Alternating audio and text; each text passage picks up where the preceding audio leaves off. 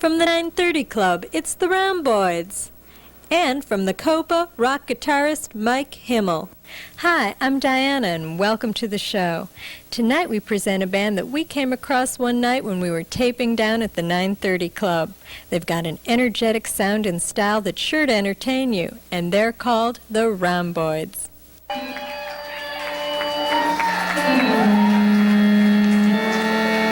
Classic rock.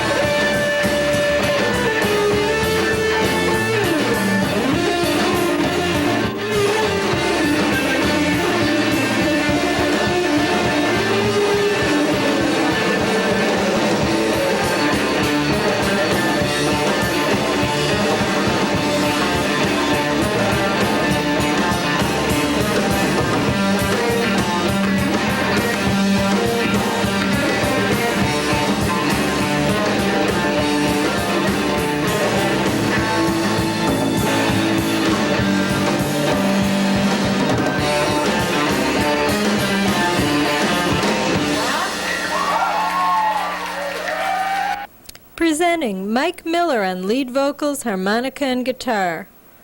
Mike Tierney on bass and vocals. Stephen Souls on lead guitar and vocals. Clay Englehart on drums and vocals. And Mark Jefferson on keyboards, tambourine, and vocals. The Rhomboids.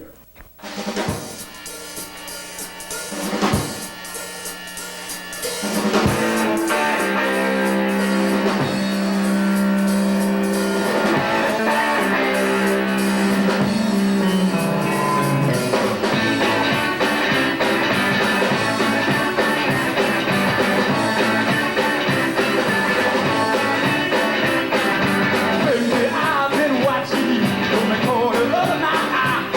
I like the way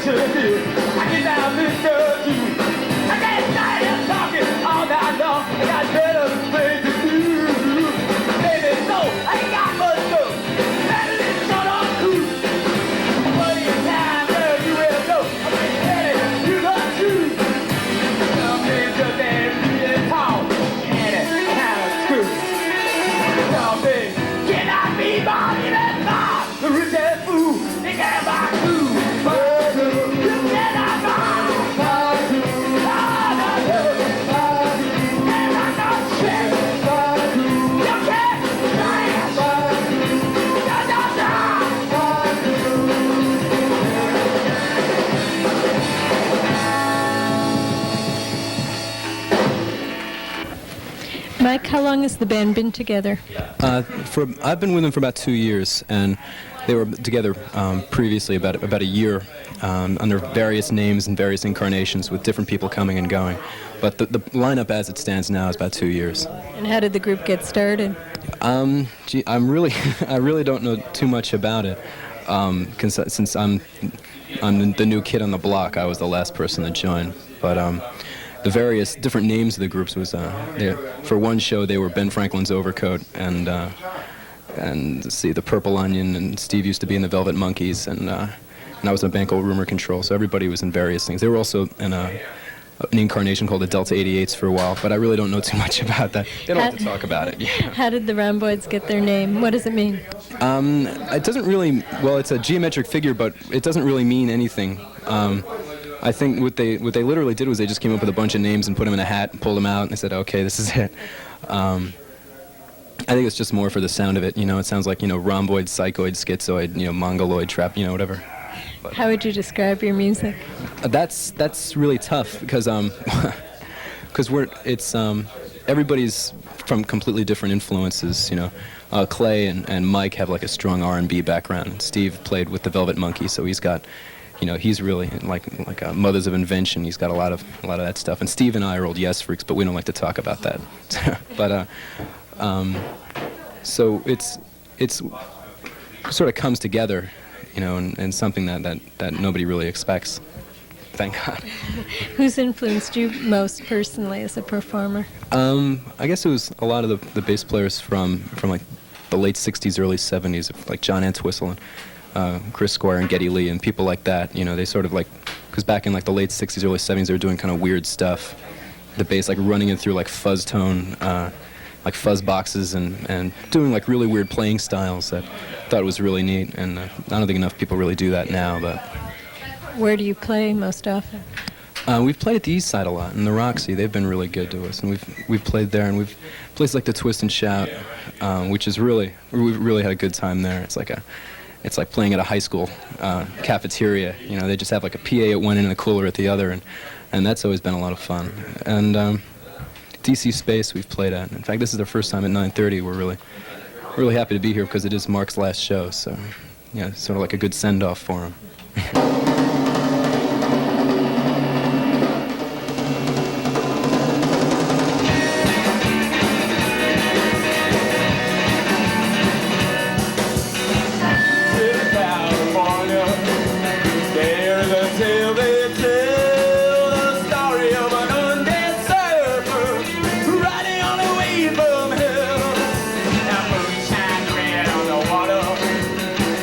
Summer nights, it's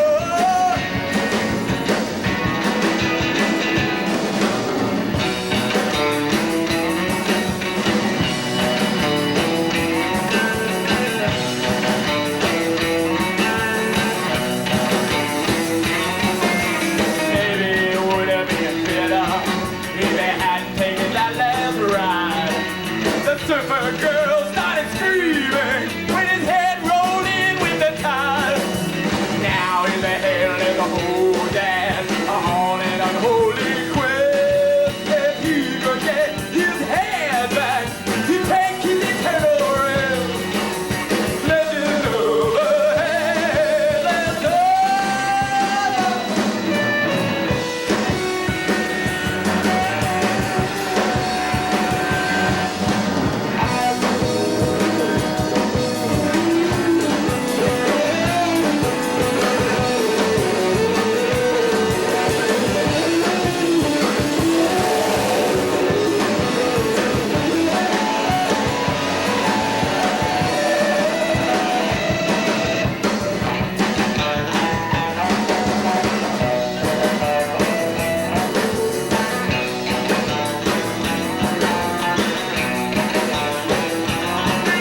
In a beach in California, there is a tale they tell, a story of an undead surfer riding on a wave from hell. Now he rides away from hell.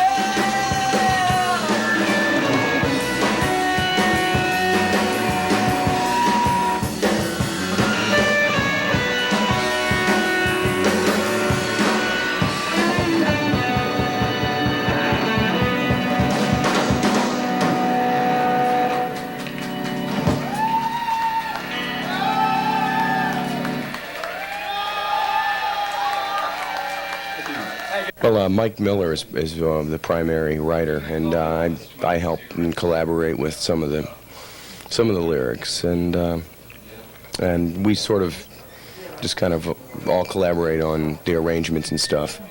We'll start out with a basic idea and just kind of try to work that out. Where do you get most of your musical ideas? Well, all sorts of influences. I mean, I like all different kinds of music. I like rhythm and blues and old soul music a lot, and some sort of I like early '60s kind of some of the British blues and stuff like that. And I mean, I don't close my eyes to any kind of music. I like classical, country music. They all have good elements, and I think that you can draw from all of them if you got an open mind.